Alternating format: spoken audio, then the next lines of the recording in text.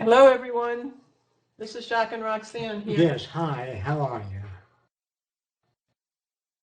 Thanks everyone for coming. Before we go on with the Q&A, there was a couple of things I just wanted to say about the last seminar last weekend. Big thank you to Sven for taking over on that due to the technical problems that Jacques and Roxanne had at the Research Centre. You've done a really good job with that, mate. Thanks for taking over, and yeah, that was a good session. There's a couple of things that needed probably a bit of expanding upon, which Jacques going to talk about, which is the issue of using different materials such as recycled materials from dumps or things like clay, etc., in the construction of the Venus Project cities. Jacques can actually talk a little bit about this as part of the seminar stroke Q&A. Other than that, I'll pass it over to Jacques and Roxanne now. And then at the end, we're going to have a little discussion about the issue of keeping the Venus Project's information separate from our own personal beliefs and stuff. We'll go into that a little bit later on. Thanks, Andrew, and thanks a lot, Sven, for doing that last weekend. Good job. We appreciate that. Jacques, you want to start with that first question in regards to that they were asking Sven last week? First, I'd like to say something before that first question. Since language is subject to interpretation, those of you that seem to grasp what it is that I'm trying to talk about, try to help others understand. If you feel you understand what I'm talking about, then try to get the others to understand. Work on them. If you have a better grasp of the situation due to your background, try to get others to understand it. We don't need everybody to understand things. You know, how many people understand how their TV set works, or how their television works, or how their phone works? They don't need to understand as long as they know how to use it. And that's the same with the Venus Project. The technicians that design the cities are different than the other people. The people that design and work on agriculture, that's their job to grow food for everyone and make sure that the soil is not exhausted. And if it is, they know who to consult, the soil chemists and the soil engineers. So don't worry about everybody not understanding every bit of a Venus Project. They don't have to. Any more than the people that fly in an airliner have to know anything about how it works. Good point. Well, should we go right to the question in regards to why don't we build something now out of recycled materials, build a resource-based economy out of recycled materials from the dump? I don't say we can't do that, but it wouldn't be wise to do. I would imagine that when enough people want to build the resource-based economy, or some governments want to finance the research center, that is the first construction, that's what we need. We need the experts that design and work on cities, although I will assist in whatever way I can. The city systems will be maybe of just a few basic designs. Some cities designed to handle as many as 1 million people, and other cities will handle 2,000 or 3,000. So the cities will vary, but they will be standardized. So all we have to do is apply the same system many places in the world to be able to take care of human needs. It isn't the majority of people that give us the operating characteristics. It's the agronomist or the agriculturist that tell us how to grow food. It's the piping experts that know how to bring water into the cities. Everybody doesn't have to know those things. But what you have to know is the things that you want to know. And I'll try to answer those questions to the best of my ability. Thank you. Speaking of building materials, again, let's see, why don't we build out of mud instead of cement or clay? Because we don't have to do that right away. We have to get an inventory of what materials exist. And once we know that, we can design the materials or design the cities based on local materials. But we want them to be the best strength, the best that we can find up to that time to build more appropriately so they last through extreme weather conditions, so they're healthy. I don't know if mud would meet those criteria. No, we'll design it of what materials are available at the time. Okay, here's some questions from somebody, or a group of people in Russia, and I'm sorry if I couldn't take all these questions. I just couldn't interpret what you're really trying to say, but I've condensed the questions. What about people who are murderers and psychopaths? Will we be able to eliminate prisons with these people? Will we be able to eliminate police with these types of people? It depends on whether the brain is damaged. If the brain is damaged, they have to be confined to institutions. But those institutions do not give them drugs to quiet them down. What they do is they try to work with people with damaged brains and try to develop new cultures in tissue culture, and see if we can replace the missing part of the brain. In other words, the research labs will not operate in poverty. They will operate with whatever equipment they need to operate with. Instead of going to schools, digging up nickels and dimes for research, we will give whatever the labs need to work with.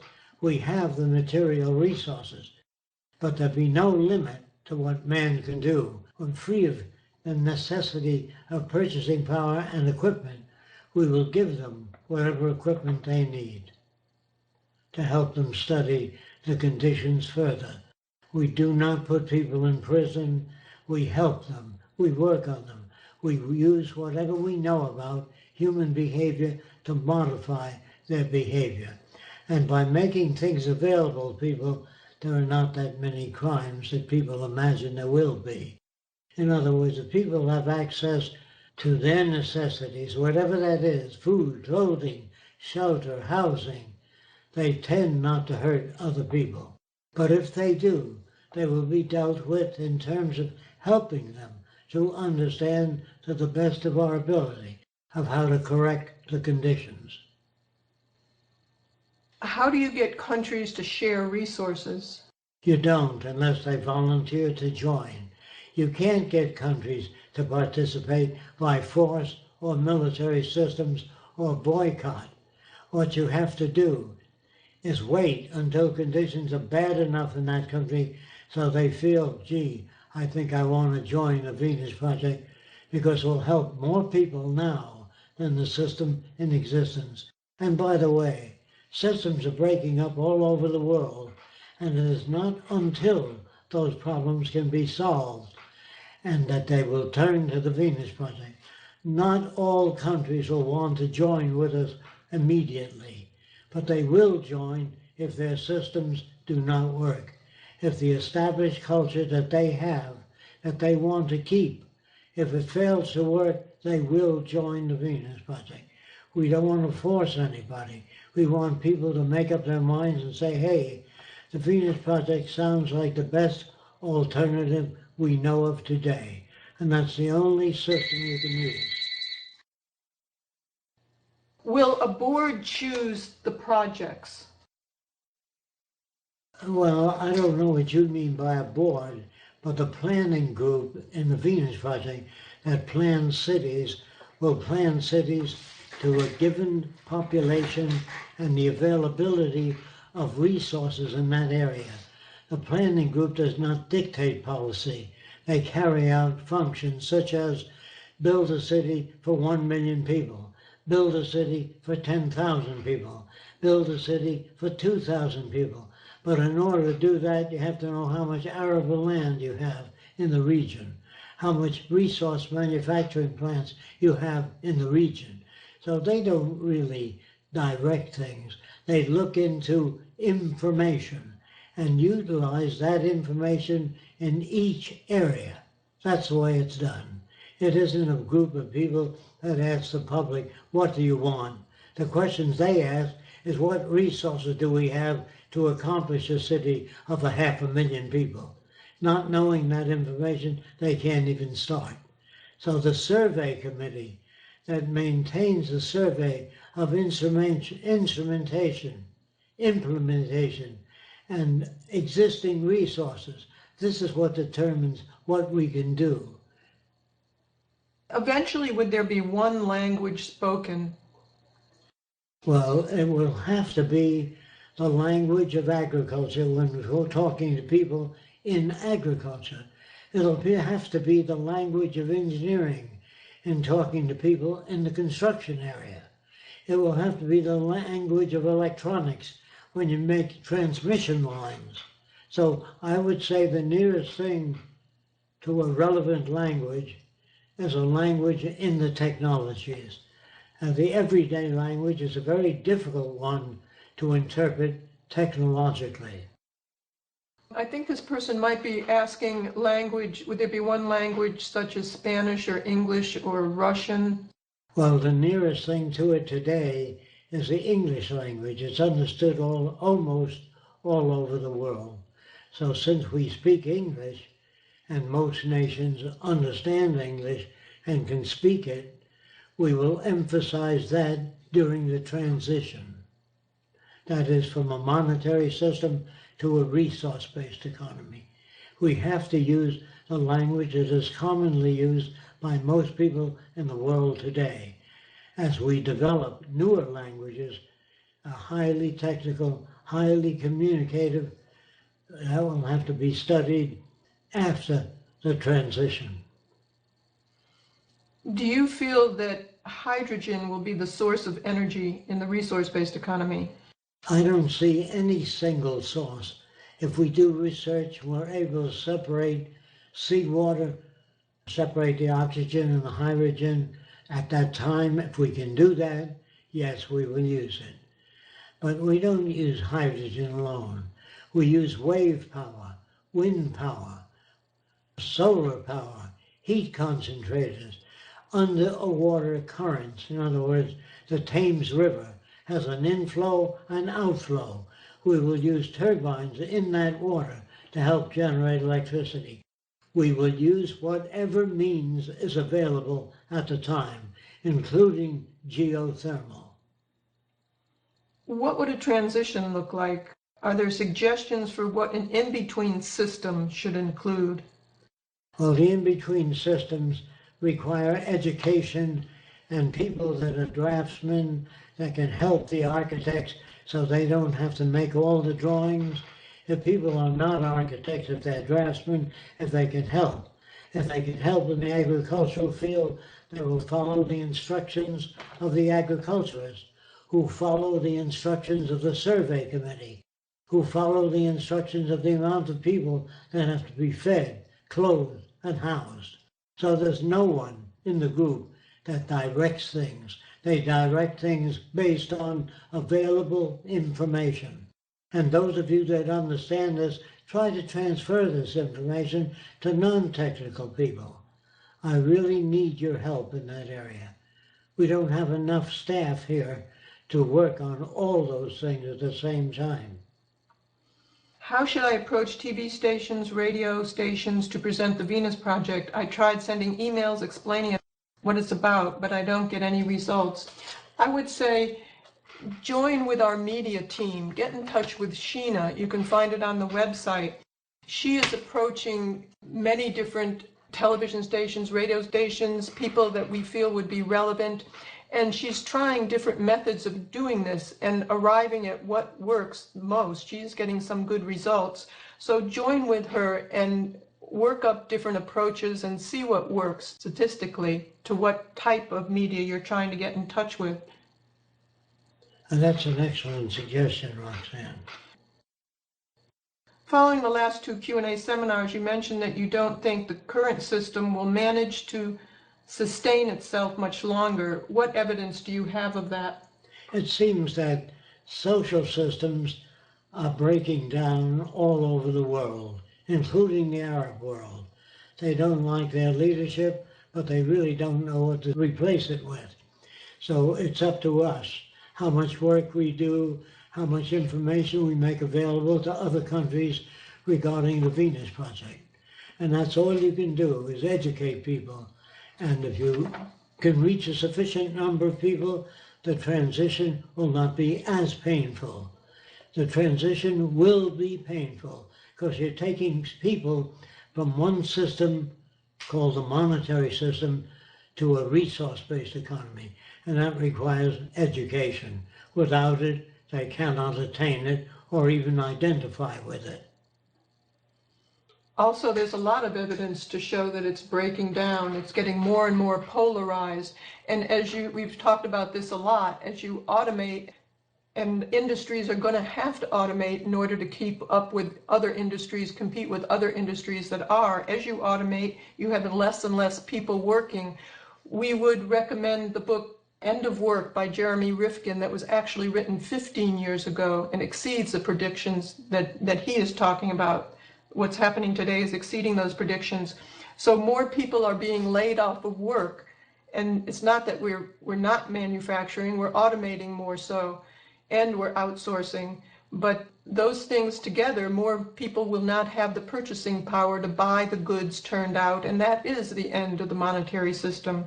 And they're not accommodating to that. They're not making any plans as to when that happens, what to do in society. So they're going to become more and more militant, and there'll be more and more people in the streets, as you're beginning to see now. Throughout the world. Yeah. Right. So it is happening all over. This person says that they have serious problems tolerating their neighbors. They're listening to their TV shows and their radios, that it's very loud. They live in a very close environment. The music, the Hollywood current culture right nearby. I'm just skimming over this. They're having trouble sleeping. I know it's the culture that's sick. I don't want it to drag me down. I can't sit by and watch TV with them. I don't want to end up drinking in clubs like normal people again. I don't feel free will. I don't have free will, and I cannot exceed my environment. I cannot get angry with them.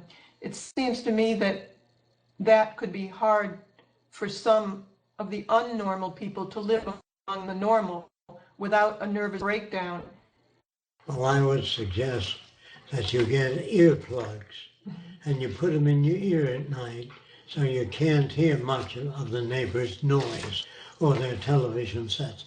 And with earplugs, you can read books. And the more you read on technology, the better able to serve in the transition of the Venus Project. Earplugs. And this person is also suggesting, are there any books? But we have quite a lot of books on the book list. I would check those out. You can find that on our website, thevenusproject.com. It's clear that the research that I've done on the Soviet Union has implemented automation in most industries in 1980. They're saying, but they failed. How can we avoid this during the transition, a failure, even though we automate?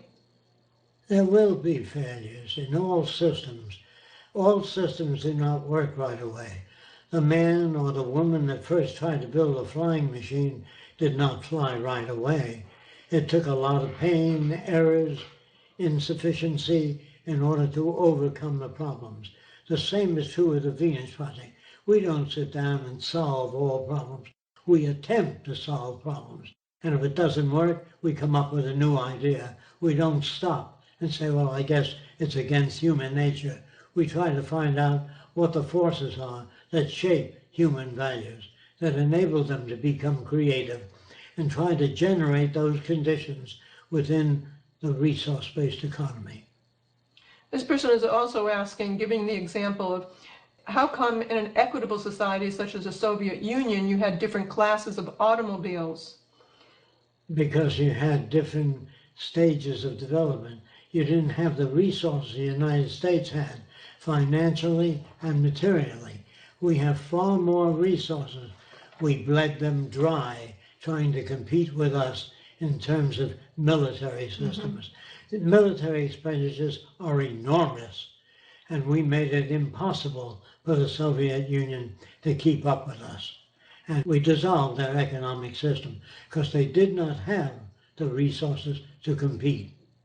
And in a resource-based economy, we wouldn't make different types of classes of cars. We'd make the best transportation system we could make to go all over the city. Yes, we would design a transportation system, which doesn't mean automotive means of transportation. The automobile is an inefficient way to move people from one area to another. But if you design a transport system in your city to take you anywhere, the schools, the access centers, the research centers, there'll be transportation to all areas, just like an elevator takes you up to the floor that you're interested in. And that's what we need in transportation, not automobiles. An adequate, silent means of transporting people to any point in that city. And then there wouldn't be people that would have access to better quality things. We would do away with that type of situation. We would design the best shoes, the best clothing we're able to design, and make it a...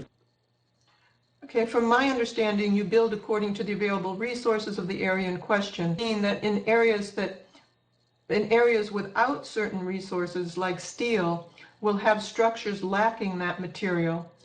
We will probably design new ways of utilizing scarce resources like steel.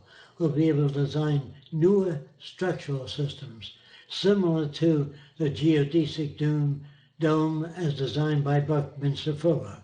There are many ways of using existing resources in a more efficient way. The intelligent management of the Earth's resources means to use resources, get greater use out of them, so we require less insulation, less heating, and less cooling. And by orienting the buildings in different directions and utilizing heat concentrators and other means available in that area, I think we can cut down on a great deal of scarcity in resources. And also, in some instances, it might be more efficient. There might be more efficient use of resources if we prefabricated in another area and bring sections of the building to other places. Yes, that would be the most efficient way. To develop prefabricated elements for industrial plants, housing, hospitals, all systems would be designed and available with the best means we have at the time. I think this is the same person. Will there be money, police, social stratification during the transition? If so, how do we avoid becoming something like the failed socialist systems of the past? If we wait too long and waste additional resources and don't come up with solutions and try to control populations by military or National Guard, we can hurt ourselves. We can go beyond the point of no return. I hope that you're sane enough to work on people and help them out of their dilemma prior to those conditions being difficult to manage. What attitude will there be towards alcohol and drugs? Will they exist at all? If you have no money, as the Venus Project uses a non-monetary system. Without money, how can you sell drugs? How can you advocate prostitution? How can you stop gambling? As long as you have a money system, those conditions will prevail. We tend to eliminate the monetary system, which is the cause of most of the problems we have today. The monetary system generates problems by the thousands. It also generates the psychological problems and the stress that people have and the reasons for wanting to take drugs or drink alcohol. This system puts an awful lot on people that they can't handle. They have no way out. They have no tools to think their way out of things. So drugs help them say the things they want to do or help eliminate some of the stress for a short period of time. But dependency on drugs is not the answer. Dependency on alcohol is not the answer. Fulfilling human needs is the answer. How do you do that? By making careful study of how we get to be the way we are, what values make some people more liberal than others, and we have to study those values and impart those values to people that don't have those values. And if we're successful with that, finding the causes of the problems that people have, then we don't think that people would want to resort to alcohol or drugs because they'd find life so exciting. Yes, I agree with that. Okay. You'll be very hard pressed to find a very happy drug addict or a very happy alcoholic. They normally take and get heavily into drugs or alcohol through, problems in their social life. That's just the general way it is, And even people going out clubbing at weekends, like I used to years ago, doing drugs at the weekends. You go clubbing with all your mates and stuff. It's an escapism from the shitty life that you've got, really, to be blunt. And that's quite a common theme with people taking drugs. Thanks, Andrew. I think you're right, absolutely. And people are bored. They don't know what to do with themselves. I think it was Mate that ran that clinic in Canada that Peter featured on his Zeitgeist film, said that all of his patients were abused sexually or some other way, physically, when they were young, and they were all on drugs. He found that with all of his patients. He felt that an environment is responsible for most aberrant behavior. Right. This question, this person was making some assumptions that we don't particularly agree with. He was saying this, the success of the Zeitgeist movie was due more towards the artistic rendition of it rather than the content. And I wouldn't say that that's true. The movie, Zeitgeist movie, had a lot of interesting content about the banking system and religion that you didn't hear anyplace else. So he was asking, should we make movies with more artistic content about the Venus Project rather than linguistic?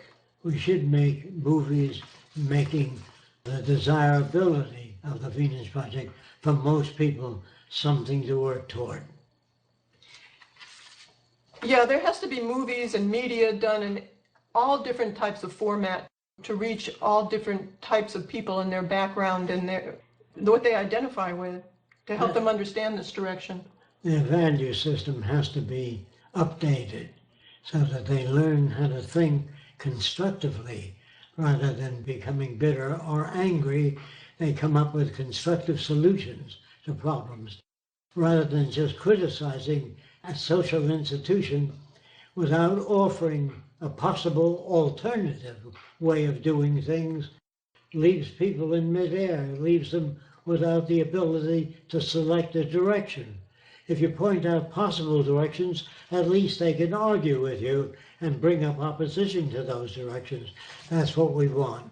If you feel there's something you don't understand, really raise questions. We want you to do that. That's the way you approach problems, by raising questions and offering counter solutions. Thank you. There's another question. I'm not going to read the whole question. It's kind of long. I'll try and condense it. This person says that children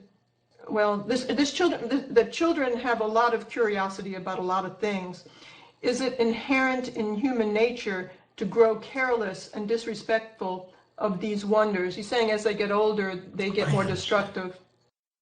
I don't think so. I think their culture, their television shows, the movies that shows cowboys shooting Indians and Indians shooting cowboys, and a lot of aggression and punching and fighting. The motion pictures you watch influences your behavior. The novels you read, the role models. There will not be role models that are aggressive. The John Wayne period is over. There'll have to be new information so that people learn countermeasures of behavior in order to solve problems, not anger, not military approaches, not regimentation, not uniformity. In the future, we will emphasize individuality, what you call the freedom of expression of people. And that is what's needed, a new way of thinking about the old world. Oh, they prime kids when they're very young to be competitive. They prime them for war in their toys and their aggressiveness. Another question he has, or are we failing to educate ourselves to keep praising and questioning these wonders in the world? You can't educate yourself. You have to read books because it takes years to come by solutions to problems. And many people have been working for years on these problems. Get their books, why we behave as we do, why people believe strange things. You have to get other books. You need the assistance of other people. You can't bring it out of yourself. There are some people that believe that all of us inherit knowledge. All we have to do is bring it out. Not true. We have to learn. Every word that you use, you learned in school. Every number that you use, 1 and 1 is 2, 2 and 2 is 4, 4 and 4 is 8. You're never born with such knowledge, and you can't bring out that which is not within the person's experience. That's why experience is a great teacher. It teaches us what not to do, as well as what to do to accomplish a given task. And this person goes on to ask a couple more questions. I think you've answered some of it, but if you want to add to this, he says, how can we prevent our children from losing the admiration they have for these wonders in life? By encouraging that. If you encourage their admiration and curiosity, that will continue. If you fail to have answers for their questions, get out books on the subject so that you can answer your children. If they want to know, Daddy, what keeps us to the earth? And use the word gravity. The kid might say, I see. It's a form of magnetic attraction. And so if you answer your kids' questions rather than saying, I don't know all the time, try to become assistant to your kids' questions. Try to pick up the information. There are books called Science Answers. And you get hold of books like that and you read the answers that the scientists have at the time for different phenomena. But don't try to answer it yourself, such as because. Yeah, and teach your kids science and reality, because what they wonder about is the real world. That's what the questions are about. But if you tell your children, we'll always have the poor amongst us, you stop them from thinking up solutions. When you say there will always be wars and rumors of wars, then you're stopping people from thinking. How would you suggest we can stop wars? That's the kind of question to ask your kids. Get them thinking about it. Does the Venus Project have a plan for a new global time calendar system? Yes. Yes, we do. We have lots of different plans. Instead of giving a country a name like Brazil or Argentina, we talk of it in terms of their geographical location, the longitude and latitude of the country, not some name. Bavaria disappeared. Sweden, instead of a name, it'll have the longitude and latitude designation, so you know where to look for it on Earth. When it has a name, you don't know where to look for it. Do you think it's more rational to teach kids at home rather than send them to school? It depends on the education of the parents. If the parents have a great deal of information, home teaching is efficient. If they don't have that information, sending them to an environment that does would be more efficient. It depends.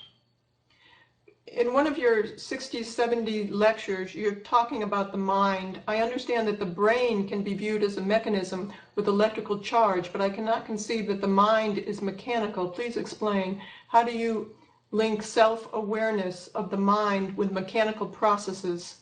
Self-awareness are words used by your culture. That doesn't explain what self-awareness is. They said at least we're aware of ourselves. At least we have knowledge that we exist. We think, therefore we are. This is all BS, bad science, because it's not based upon findings. It's based upon opinions.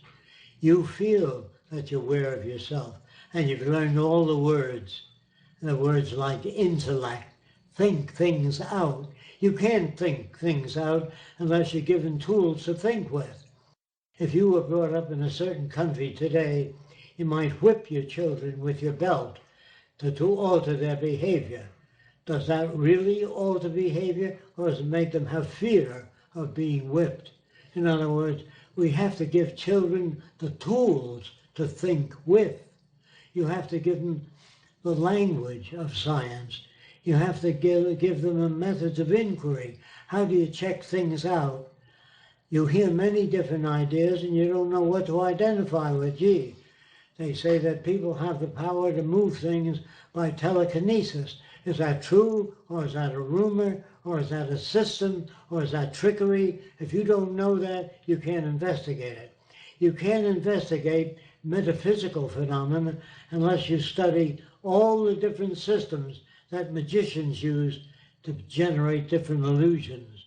After you've studied how they fake telepathy, when you study all those systems, then you're a qualified experimenter and researcher. Without the qualifications, you come up with, gee, I've seen it with my own eyes. I've seen this woman turn the pages of a book without touching the book. Well, the way that's done is they wear a little unit in their mouth that looks like a whistle. And when they blow through it, that turns the pages of a book. But if you don't know how they affect telekinesis by trickery, then you have no way of evaluation. You have to learn more about the scientific method of checking things out. I guess this question is for me. You work with Jacques for many years. How can you describe changes in your thought processes and behavioral patterns? Can you specify basic stages in that changes, or it was a gradual process? Really, when I first met Jacques, he taught me how to draw technically. That was a very significant process, something that was related to the real world. I came from an art background, but I didn't know how to technically draw. And this is what he does with a lot of people that come and live here. He gives them a foot in the real world, teaches them something related to science, because he teaches the science behind drawing. That was a good tool.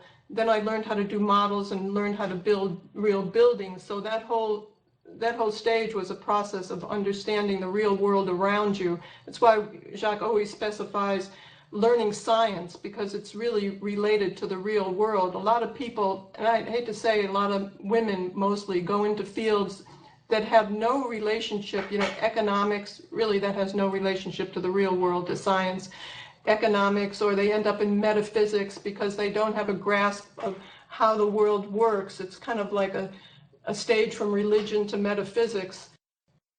They asked if it was a gradual process. It is a gradual process learning this, and it's not any time where you come and you think, oh, you got it, because there's always something more to learn. Jacques is always learning new things and stating things differently. I always thought it was an interesting process. When I used to listen to Jacques' lectures, I used to go to the lectures that he gave at his home in the 70s, and I would learn certain things and I would say to myself, oh, that's what he meant by that. But when I read more books or heard more things that he talked about, I had more things to draw from, more tools to draw from. And I'd listen to the same words and I'd think, a couple months later, and I'd think, oh no, he really meant this with that. So the more books you read, I would say get Jacques' lectures. We're trying to document as much as we can from Jacques here. Get some of Jacques' old lectures of the 60s and 70s when you can. Get some of the lectures from 2010 to 2011, because that helps you put more things together. It's a gradual process. That's true. And it just takes time. It does. There's no substitute for that. Oh, one thing that Jacques used to mention when I first came to his lectures, like 35 years ago, he said it's really like learning a new language and getting proficient in it.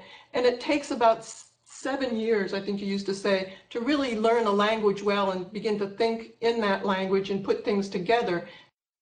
Learning this is a completely new viewpoint. After a few weeks of going to Jacques' lectures, I realized that everything I learned in the past had no significance. Of course, I didn't have a science background. So I kind of had to dismiss the way I put everything together and the way I looked at things and the way I tried to explain things, and took on learning things, everything, from all over again. So it did have that effect on me. Let's see, another question. I'd like to know if there are still points, fields he's still working on, that you're still working on. Are you still working on new things? Yes, how to condense information and make it understandable to non-technical people. This is a problem today. Simplifying examples so that the average person can understand it without being a scientist. I think this person expands on this. Jacques is always designing. Every day he does many new sketches.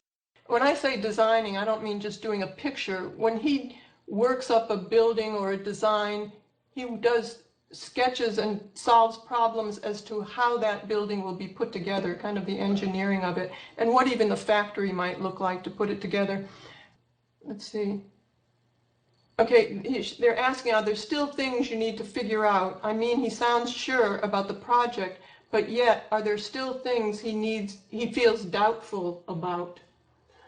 Well, I can't make decisions for other people, but if other people do not practice talking to people and presenting the Venus Project in acceptable form, that's the only thing I feel skeptical about what other people might do. If they go off in their own direction and deviate from the teachings of the Venus Project, they will hold things back.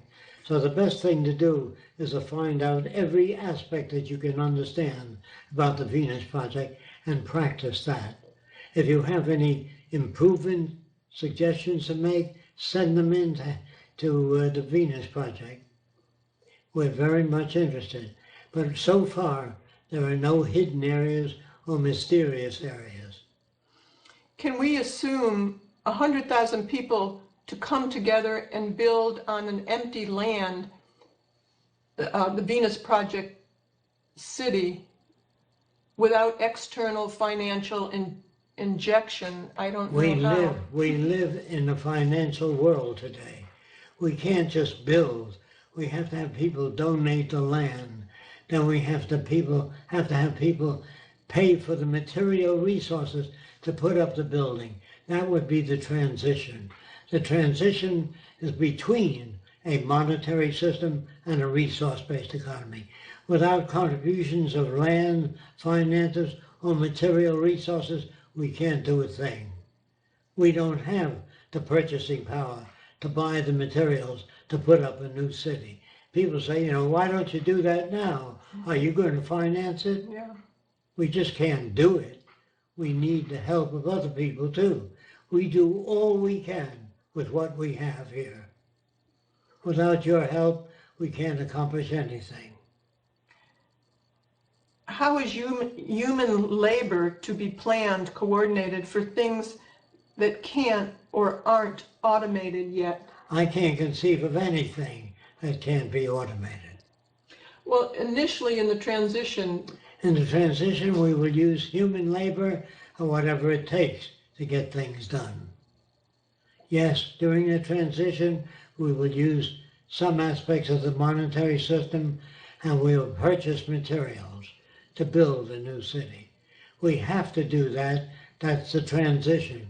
It will be painful, it will be troublesome, but I can't control that. Also, I'm sure people would work towards this who understand the benefits, and as soon as they start to see something, some reinforcement in their standard of living, something improving, this will reinforce other people to work towards it as well, where we need people to work. Yes, that's absolutely true. People will be rewarded for their contributions by seeing the end of poverty, the end of hunger, the end of children with swollen bellies, and people that need medical care and can't afford it. They will see all that come to an end. They'll see the end of military systems, armies, navies, National Guard, prisons, police, all that will be gone. It's a strange thing today to watch people. They watch, they try to advocate decency and ethics in business, and they, through taxation, pay the salaries of the police officers and the National Guard and the Army, and yet it's controlled by the monetary system that pays very little taxes. They don't even pay for the police salaries. It's the working people that are arrested by the police who they support. They don't seem to understand that. That's what they have to get across to the police. You're not sponsored by the wealthy people. They hardly pay taxes. In fact, they'd like to pay nothing at all. It's you that's carrying the police force, and they use that police force to arrest you and abuse you. The policemen don't understand either. They're propagandized just as well as other people. I want to go back to the people working in terms of, there's so many people today that volunteer and donate funds when they can't volunteer and wish that they could volunteer more when they see this people's lives being improved. That makes them feel good. So I don't think we'll have any trouble getting people to work towards this direction if they see the benefit of it. Okay. When they see the benefit. Yeah. Okay. When Jacques was answering the first question about how to deal with murderers, psychopaths, etc., Jacques spoke about how to give them, if I understand it correctly, the best medical and psychological treatment available in equilibrium, in order to help them, excuse me. That sounds amazing to me. But what if such treatment should require too many resources, manpower, equipment, since resources are certainly managed in order to maintain a sustainable equilibrium? We have more than enough help. There's no shortage of psychological or behavioral advisors. We have plenty of them. There's no shortage in that area. The shortage is in creative thinking, which means they have to be exposed to how to think creatively. We can make any person creative. It's not an inborn characteristic. There's no such thing as artistic people that inherit artistic ability. All that's due to ignorance. They don't know what the factors are that generate artistic behavior or creativity. They really don't know, so they think it's inherited. They think that some people are good, some people are bad. Not true. They're all conditioned by society, from serial killers to racketeers, all made by the world you live in. Let's see, the Venus Project has an excellent educational reading list. When we are learning from this reading list, can you please outline a few things we can do so we can learn the information? Website. To read aloud, talk about ideas we read. Sure, I mean, the person's answering the question. To read aloud, it's always good to read aloud to others. Talk about ideas we read about, etc. Also, how important are constructs such as state of the flow, memory, pure mathematics, abstract ideas, and imagination to the learning process? Whatever helps the learning process will be used. And if it doesn't, it'll be bypassed. State of flow, memory. I'm not sure what they're asking. Let's see. Who decides what is relevant and that which is not relevant? The decision is made by how well the system works. If it works, we use it. If it doesn't work, we do further research to improve it.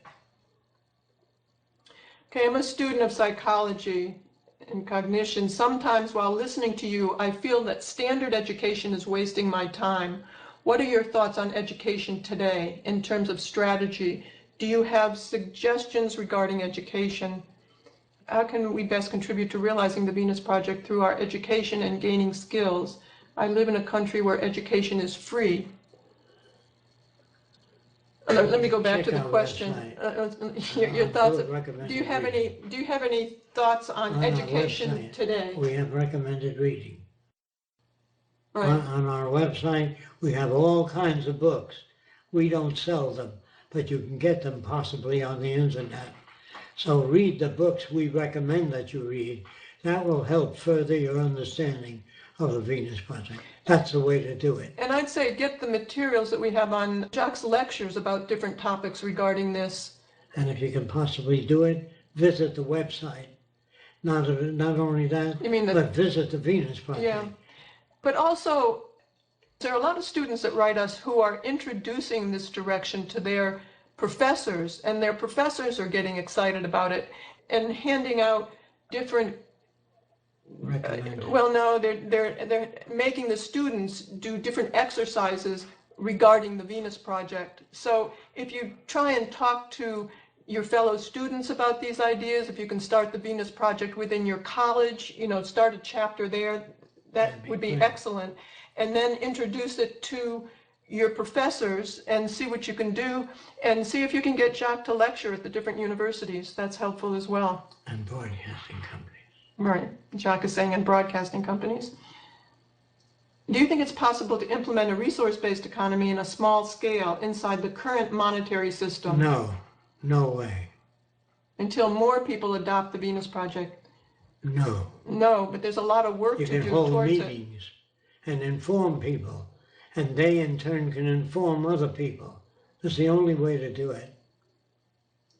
The only way that I know of that'll work is through information.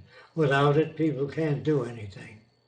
We are trying to get a first city going wherever possible, trying to get funding for this, and it would be as close to this as possible. It would be a research center. We would want to have sections, if it was for another country, we would want to have a section for the Venus Project within it. Jacques would work with the students, he'd want to work with the university students to have them involved in the development of this and introduce creativity and this type of thinking regarding building. So we do as much as we could within the first city when we get that done, if it's a transitional city. So we answered that. Has Jacques done any research to the scalability of cities, scaling them in different sizes? Is it more feasible to make many small cities or a large city, a city like New York with 1 million people? It depends on the availability of resources, how far they are from the city, and how long it would take to transport them, and how much energy would be used in transporting building materials. All those things are taken into consideration by the planning center. The planning center does all the groundwork for the building of new cities. What are your thoughts about private property for personal houses? Oh, I don't see the use of it. I don't see the use of you owning anything. I think what you really want is the use of things when you want them. You don't have to own things. You don't have to own the books in the library. You can borrow them, check them out again, and reread them.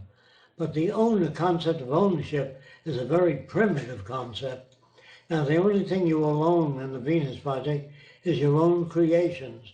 If you do paintings or sculpture, or you make gems, whatever you do, you can't sell them to other people. You can give them to the people you like. But there's no business transactions in the Venus Project.